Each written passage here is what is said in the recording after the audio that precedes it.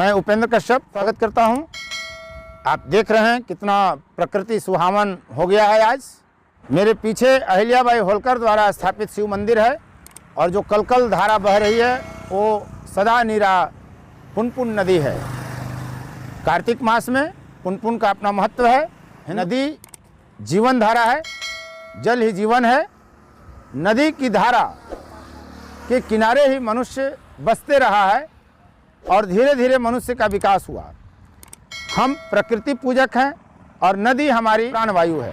तो पुनपुन का क्या महत्व है कार्तिक में लोग क्यों स्नान करते हैं, इस पर हम बात करते हैं।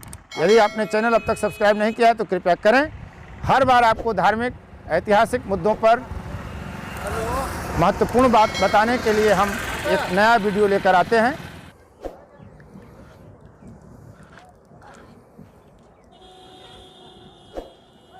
हम पुनपुन के किनारे हैं।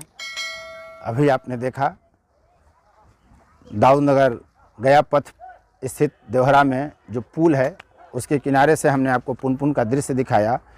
ठीक मंदिर के सामने मंदिर की सीढ़ियाँ उतरती हैं नदी में। सदा नीरा पुनपुन, पुरुष शब्द है पुनपुन। इसका विश्लेषण हम लास्ट में बताएंगे।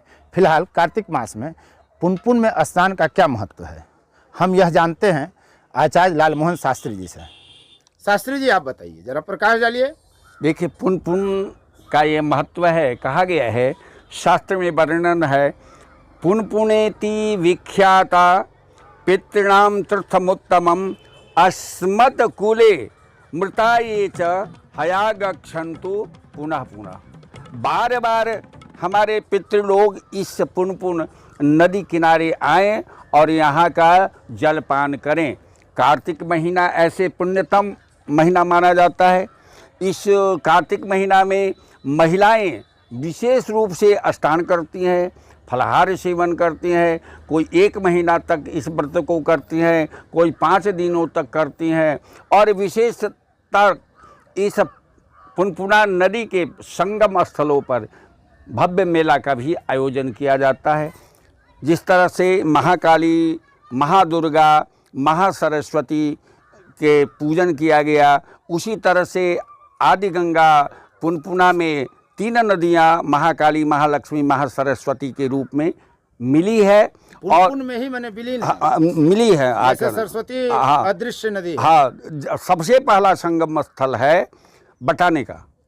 और बटाने पहले मतलब किस संदर्भ में? गंगा से भी पहले का संगम? नहीं, आदि गंगा पुनपुना जब चली, कहाँ से निकलती है ये? और झारखंड क्षेत्र से निकलती है और कहाँ समाप्त होती है? समाप्त होती है बिहार फतुहा में गंगा में मिल जाती है। गंगा में मिल जाती है। और इस पुनपुन में कई नदियां मिलती हैं। प्रधानतः 3 संगम स्थल माना गया है।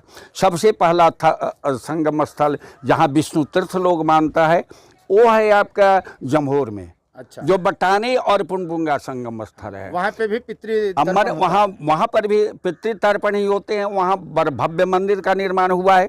वहाँ पर भगवान विष्णु का भव्य मंदिर है। और खूबसूरत बात यह है कि वहाँ पर आदि गंगा पुनपुना का भी मंदिर है। इनका भी वहाँ पर चित्र बना है, इनका भी विग्रह है। हाँ, पुनपुन नदी का भी आकृति गंगा के रूप में वहाँ एक मंदिर का निर्माण कराया गया है पुनपुन नदी के पावन तट पर। ये पहला जो तीर्थस्थल है काली के रूप में है।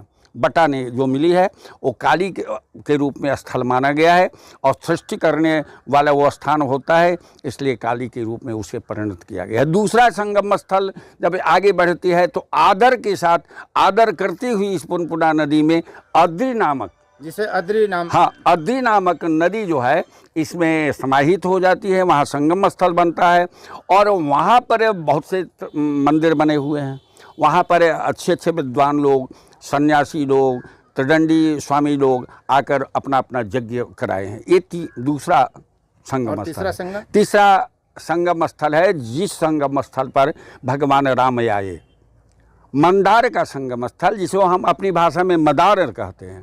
मदार और पुनपुन का संगम है। मदार पुनपुन का संगम वो है भृगुरारी में, भरारी में। हाँ, और वहाँ पर कार्तिक महीना में पूर्णमासी से लेकर 5 दिन तक का मेला का आयोजन होता है। इसलिए कार्तिक महीना में विशेषकर लोग, क्षेत्रीय लोग, गया डिस्ट्रिक्ट के लोग या औरंगाबाद के लोग उस मेला में जाते हैं और वहाँ का सूथनी, सिंघाड़ा, ये सब वहाँ का बहुत प्रसिद्ध है। पुनपुन नदी के बारे में एक जगह स्थान है जहाँ पुनपुन पूरा यू आकार में मुड़ जाती है।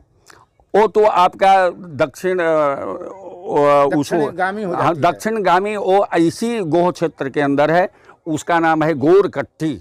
औरंगाबाद जिला, दक्षिण तरफ औरंगाबाद जिला में गोह प्रखंड में एक जगह है गोरकट्टी, जहाँ पूरा पुनपुन दक्षिण हो जाती है। जहाँ जब भी अपने उद्गम स्थल की ओर कोई नदियाँ जब बढ़ती है तो उसका महत्व बढ़ जाता है। जैसे उत्तर से गंगा जब चली और उत्तर की ओर मुड़ती है तो वो स्थान पवित्र, वो स्थान जो है अति पवित्र। किस दिशा से बहती है? दक्षिण से आती है, दक्षिण से शुरू होती है, दक्षिण की तरफ एक बार मुड़ती है। और एक ही है गोरकट्टी जगह। गोरकट्टी का भी तो एक महत्व होगा। बहुत तो ब्रह्म रामायण में उसकी चर्चा है। गोष्ठिल शब्द है, गोष्ठिल शब्द माने हाँ अभ्रंश में। और वहाँ पर चमन ऋषि ने एक शिवलिंग स्थापना की है। आज भी वहाँ जाके आप देख सकते हैं। पुनपुन का ये तो धार्मिक पक्ष हुआ, महत्व हुआ। अब इसमें कार्तिक में स्नान करने का क्या महत्व है? इसलिए कार्तिक में इसलिए स्नान करते हैं कि अभी अभी ठंडा, बरसात और ठंडा का आगमन जो संधि हुआ है, संधि बेला है। हाँ, और रोग इसमें हावी हो जाते हैं, अस्वस्थ आदमी हो जाता है। तो इसमें यदि हम स्नान करते हैं, कार्तिक महीना आते ही सब स्वस्थ, माने नदी में स्नान करना, छठ व्रत इत्यादि सभी व्रत जो है नदियों से संबंधित। लेकिन आप तो नदी में देख रहे हैं भैंस नहा रहे हैं, तो नदी अब गंदी होती जा रही है। आज हम ही लोग इसको दुबला पतला करते जा रहे हैं। अस्वस्थ हमारी नदियाँ अस्वस्थ हो जा रही है। यही नहीं, गंगा भी अस्वस्थ है। तो हर नदी करने का जिम्मेदार कौन है? हम लोग हैं। तो हमें क्या नहीं करना चाहिए? हम लोग कोई भी मूर्ति का प्रवाहित इसमें न करें। हम कोई भी पूजा का सामान जो है, गला सड़ा सामान इसमें न डालें। मेरा ये कहना है शास्त्री जी कि जो नदी की पवित्रता की हम बात करते हैं, नदी को अपनी जीवन धारा मानते हैं और नदी को बर्बाद करते हैं, तो बर्बाद करने के क्या क्या कारण है और बर्बाद न होने के लिए हमें क्या करना चाहिए? इसलिए कि इसकी पवित्रता हम उत्तर भारत में नहीं दे पा रहे हैं। जो भी आता है दूसरे हिस्से में इसकी पवित्रता, हाँ, पवित्रता बहुत ज़्यादा है। साउथ में है, दक्षिण भारत में बोर्ड लगा दिया गया है कि इसमें कपड़ा नहीं भीग सकते हैं। यहाँ पर त्र्यंबकेश्वर में तालाब जो है गौतम ऋषि के नाम से, वहाँ पर बोर्ड लगा हुआ है कि कोई कुली नहीं कर सकता है, कोई वहाँ कपड़ा नहीं भीग सकता, साबुन नहीं, सब कुछ कर सकते हैं। देवकुंड तालाब है, उसमें क्या नहीं लोग करता है। हाँ, पवित्रता तो हम बर्बाद कर रहे हैं। खुद समझिए, नदियों की हम पूजा इसीलिए करते हैं कि वो हमारे प्राणवायु हैं, उनसे हम बहुत कुछ लेते हैं। लेकिन जब देने की बारी आती है तो आप दिल पर हाथ रख के दर्शकों पूछिए खुद से कि आप नदी को क्या देते हैं? आप नदी को गंदा करते हैं। आप नदी को सिकुड़ाने के लिए भी जिम्मेदार आप ही हैं, हम हैं। हम तमाम गंदगी, चाहे वो फैक्ट्री का हो या घर का हो या बड़े बड़े नालों का हो, नदी में डाल देते हैं और पशु भी इसी में धोते हैं, कपड़ा भी इसी में साफ करते हैं। जैसा शास्त्री जी ने कहा कि हमें नदियों को साफ करने की ज़रूरत है और दक्षिण भारत में जिस तरह नदियों को पवित्र माना जाता है और पवित्रता बनाए रखने का प्रयास किया जाता है, शायद उस तरह के हमें भी करना चाहिए। ऐसे देवकुंड में हमारे यहाँ शस्त्रधारा है, तालाब है, उसकी पवित्रता तो। और दर्शकों के लिए आप क्या कहेंगे? नदी पर यही कहेंगे, स्नान सिर्फ करें या कुछ करें? नदी को बचाना है। नदी को या अपनी पुनपुना नदी को हम बचाएं, इसलिए कि कोई भी आयोजन हो, पूजा पाठ ही क्यों ना हो, इसमें डालने की कोशिश ना करें सड़ा गड़ा सामान। अभी नली इसमें डायरेक्ट नहीं, नली जो है वैसे पनसोखा वगैरह का निर्माण करें जिसमें नली का पानी उसमें सूख जाए और इसमें न बहाएं। इसमें यदि बहाएंगे तो इसमें यदि लोग स्नान करेंगे तो चर्म रोग हो, कुष्ठ व्याधि रोग होने की संभावना बनेगी। कर्णदा नाम क्यों पड़ा है? पहले हम इसी की चर्चा करते हैं। कर्णदा का मतलब होता है जो कान के लिए प्रिय हो। सोन के पानी का रंग पुस्तक में देव कुमार मिश्र ने कहा है कि क्या आदि मुंडाजनों के बीच की उनकी करमदा यानी करम का गीत, ना दा मतलब पानी, कहीं अनारियों पर आक्रमण करने वाले आर्यों ने यह बदलाव तो नहीं किया? कहीं करमदा का आर्यीकरण कर्णदा तो नहीं हुआ? यह उन्होंने प्रश्न उठाया है। मुंडा जनों की एक पवित्र नदी है दामोदर, आप सब जानते हैं, लेकिन इस दामोदर नदी का 19वीं सदी तक नाम दामुदा था, यानी दामुंडा, मुंडा जनों का पानी, जिसे हिंदुओं ने दामोदर बना दिया। तो क्या कर्णदा भी इसी प्रकार करमदा से नहीं बना होगा? यह विचारणीय है।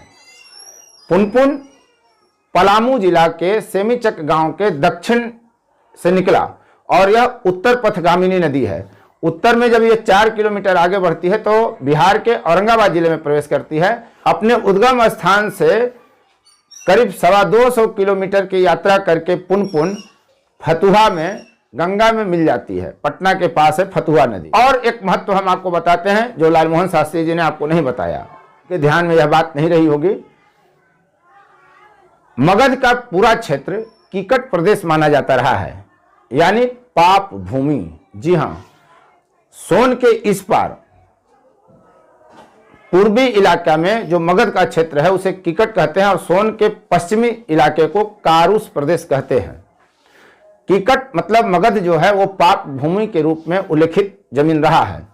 एक श्लोक की पंक्ति है, कीकटे च मृत्योपेश पाप भूमौ न संशय, यानी कीकट या मगध पाप भूमि है। वायु पुराण में इस मगध पाप भूमि क्षेत्र में गया राजगृह, च्यवन ऋषि का आश्रम और पुनपुन नदी को पवित्र बताया गया है। कहा गया है कि कीकटेषु गया पुण्या पुण्यम राजगृह वनम च्यवनाश्रम पुण्य नदी पुण्या पुनः पुनः। बृहद्धर्म पुराण कर्णदा को, पुनपुन को कर्णदा बताता है और फिर इसे पितरों को स्वर्ग देने वाली नदी बताया गया है बृहद्धर्म पुराण में। यहां एक श्लोक है, तत्र देशे गया नाम पुण्य देशोस्ति विश्रुत नदी च कर्णदा नाम पितृणाम स्वर्गदायिनी, यानी स्वर्ग प्रदान करने वाली यह नदी है। पितरों को यह नदी स्वर्ग में स्थान दिलाती है। ऐसी धार्मिक मान्यता है और धार्मिक आध्यात्मिक मान्यताओं पर जो है सो है, बहुत कुछ इस पर नहीं कहा जा सकता। यह एक सामाजिक संदेश भी है। धार्मिक पहलू तो है कि नदियों में स्नान करना चाहिए, कार्तिक का मास है, पाप धुल जाते हैं, बहुत सारी बातें होती हैं, लेकिन जो जीवंतता है, जो जीवंत स्थिति यही है कि हम नदियों को गंदा न करें। फोर्थ व्यू जी आपसे अपील करता है। धन्यवाद। चौथा विचार, मैं उपेंद्र कश्यप।